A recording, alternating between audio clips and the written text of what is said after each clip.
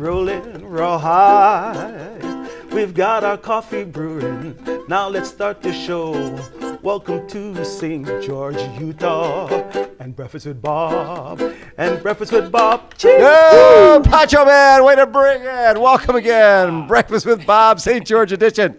My name is Bob Babbitt, brought to you by Masters Spa, Zions Bank, Quintana Roo, Form Smart Swim Goggles, Clash Endurance, Premium Plus Sports, and of course our Challenge Athletes Foundation, Ironman Texas champion 2022, Mr. Ben Hoffman joins us. How you doing, Benny? I'm doing really well, Bob. It's great to be back with you and to be sitting here on the, I guess, verge of, a World Championships after 2.5 years. And we're right by the finish line. We're like, we can see it from here. So that's pretty cool. That's a great spot, yeah. It's a really good spot. So, doing a couple years ago, I remember right after having a great race in Kona, you went 3 weeks later and did Ironman Florida. And everybody's like, oh my God, what the hell? They're doing the race so close. And you had a great race in Florida. You and Joe Skipper had a great battle. You ran like, 2:36. Yeah. Did you surprise yourself with that? I did a little bit, I didn't know what to expect because I was definitely the closest that I'd ever raced Ironmans. And normally I do one early season sometime in maybe April or May, and then obviously Kona in the fall. So yeah, they're usually months apart. But that was, something that I just felt like after Kona, I just felt like I still had mental and physical energy to give for the year. So it made a lot of sense. And I thought, okay, if I can qualify for Kona, that's my number one goal. Right, get it done early and then have a clear schedule for the next year.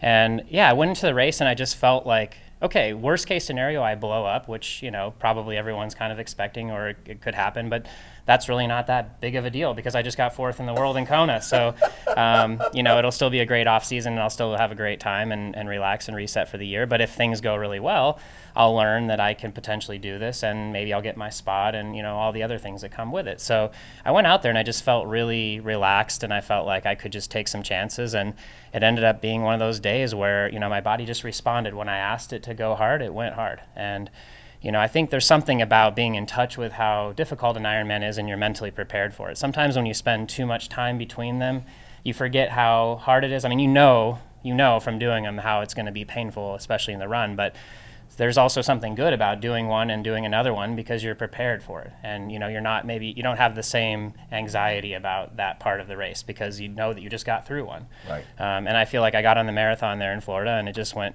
extremely well. And I was willing to take those kind of risks and chances that you kind of need to learn to do at these, races, especially with how the sport is progressing.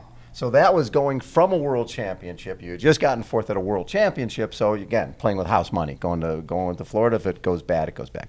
This time you got the world championship now, and 2 weeks ago you decided I'm going to go to Texas. Yeah, that's exactly. A little different gig because really this is where the big thing is. Absolutely. But so you went to Texas and had a phenomenal race, the 7:57, 2:40 marathon. You win it. And then how's the recovery been getting ready for this?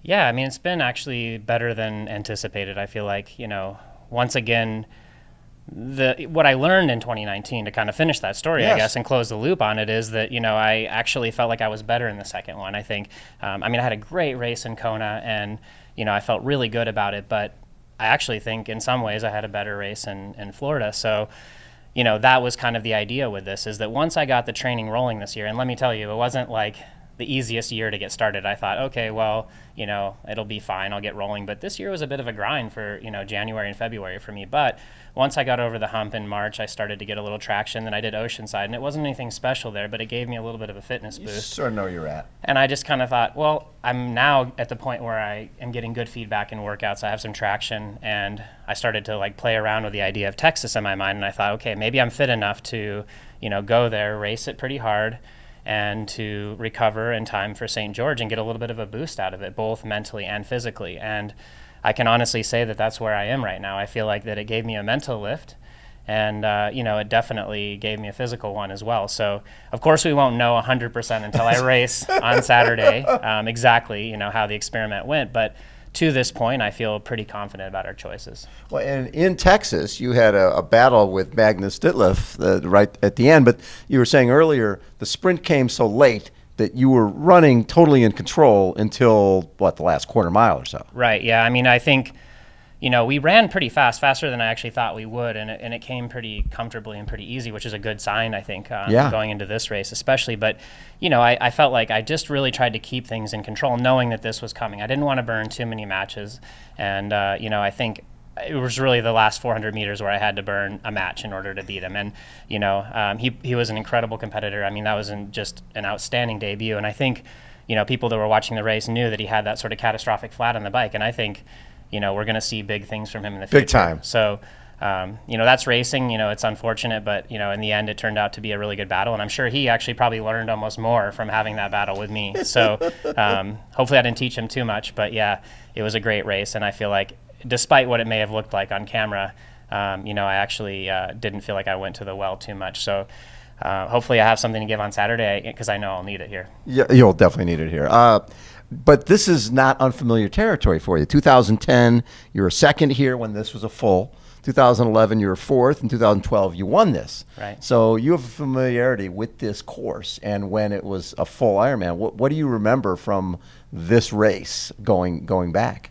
It's mostly just really positive vibes. I mean, I feel like, I've been here so much between doing, well, really, if you go all the way back in my history with triathlon, when I was training in college at the University of Montana in Missoula, I was part of the team up there, and we would come down here in summer to St. George, or sorry, in winter, because we would do training camps and spring break training camps because we were trying to get out of the cold weather, and this was a reasonable distance for us to drive down. We didn't want to go all the way to Arizona, right?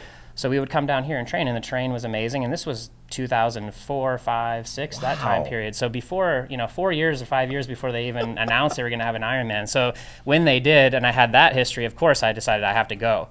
And, 2010, it was a pivotal moment for me getting second place that year because I was off of a really poor Kona in 2009. It was my first experience there. I went out to the island thinking, I'm going to do great. And I got my butt kicked. And 55th? It was 55, 56. I don't even know where I finished. I'd have to go back and look at the results. But it wasn't good. And, I really contemplated sort of like, what am I doing in this sport? Should I keep doing this? And so 2010, St. George was a real confidence booster for me because I came back. I showed that I could still do an Ironman well. Qualified for Kona again that year. And then 2011, a little bit tougher race here. I didn't have the greatest day. But 2012, I came back and I said, well, they've announced ahead of that time that this was going to be the last Ironman for the foreseeable future. And so I knew this was my last chance. And I put everything into it, and it turned out to be just the most intense in terms of weather conditions I've ever seen for an Ironman. It was just, we had what they call a desert haboob, and it blew in. Everything was calm, fine, normal, and then halfway through the swim, it was like chaos. Yes, yeah, and, victory at sea. It was like it was the just, worst. I mean, speedboats out there, they're trying to rescue people or sinking. I mean, it was just wild. And, howling winds on the bike, up to 50-mile-an-hour gusts. And only time in my career when I've been blown off the road on my bike was here. So, it was pretty wild day, and I just kept pushing forward, kept gritting my teeth. It took everything I had, and I crossed the finish line first, and it was over 9 hours, if that tells you anything. It was a long day out there. So, anyone who finished that year knows how brutal it was. But, I have great memories. I was here for the 70.3 every year, except I think 2018 when I was injured after Cape Epic. So it feels like coming home here, and the community is amazing. The energy is awesome. They do such a good job with this. They really want us here, and I think the entire venue and, again, the community just showcases the awesome side of Ironman in the U.S. Right. And I think for the internationals coming here, they're going to be really pleased with it. How is this different? Because there's 7,500 feet of climbing on the bike and then 1,500 in the run. How do you race this thing differently than you would if you're racing Kona? Yeah, I think tactically, I've actually sent a few messages with Sebastian about this, and I just think the obvious. There's not going to be these same packs that you see on the Queen K Highway. I think it's going to split apart more. And if you are in a group like that, you're probably not going to be where you should be if you're contending for the win. Yes, there's going to be 3 and 4 guys here, pushing the pace in their own little groups, but I think the big pack probably won't exist, and if it does, it won't last for very long.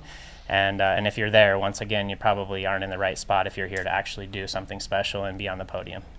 How does it change? This is one of those races where it is a mental game. You have to be thinking about who's where, what do I have to do here, how much time is he going to have off the bike, that type of thing. Cam Wurf coming in, and I mean, there's obviously a lot of great cyclists coming in, and then you've got Christian Blumenfeld, and you got Gustav Iden, and you look at what Gustav did here for the 70.3 and like 158 bike, and it's crazy.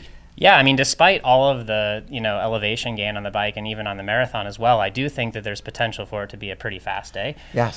We might see some wind. It might be a little warm, but overall, yeah, I mean, just the level of athlete that's here and, just that willingness to kind of push and take risks to win, I think is going to net some really fast times. It's also going to probably show us some incredible epic explosions and implosions too. So hopefully I'm not in that camp, but yeah, I think at the end of the day, it still is an Ironman. It's a long day, and I think patience on this course and experience will play a really big role, because there's going to be a tendency, just like in Kona, where guys feel like in order to win the race or whatever, they might have to be there all the time at the front of the race, out of the swim, on the bike. But in reality, I think in this race that maybe that won't play out, that maybe being a little bit more intelligent and conservative potentially could pay dividends on the marathon, because yeah, I mean, you can't fake it, right? I mean, if you over bike here, you're going to pay for it. I mean, the marathon is not some, walk in the park. No. So, yeah.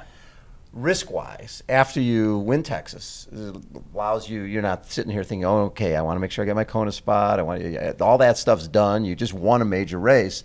You can sort of let it go.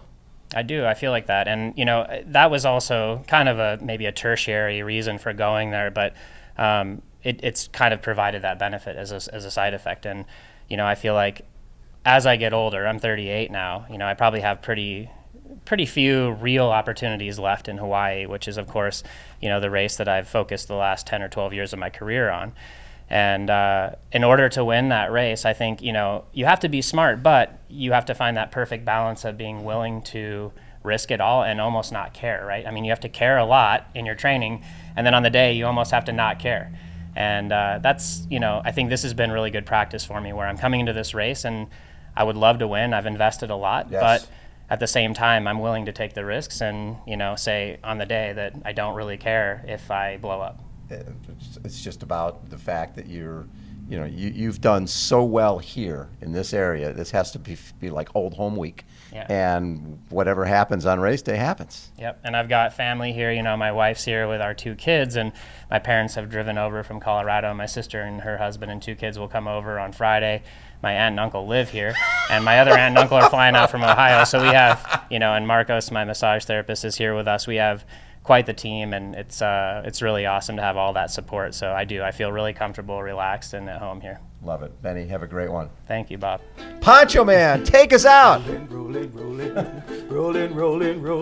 right. We've got our coffee brewing. Now let's start the show. Here in St. George, Utah, and Breakfast with Bob. And Breakfast with Bob. Chee-ha! Poncho Man. Poncho Man, way to bring it again. Breakfast with Bob. Hold on, everybody. We will be right back.